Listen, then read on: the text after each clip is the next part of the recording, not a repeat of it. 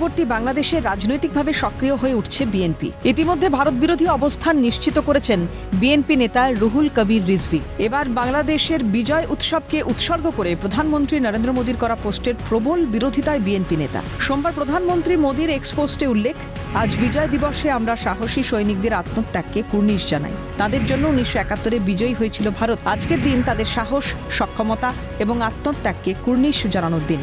ওদের আত্মত্যাগ দেশের ইতিহাসে চিরস্মরণীয় হয়ে থাকবে, এক্স পোস্টে লেখেন প্রধানমন্ত্রী। আর এই পোস্টের পরেই আসরে নামে রিজভী। তার পাল্টা পোস্টে উল্লেখ, এটি বাংলাদেশের মুক্তিযুদ্ধ।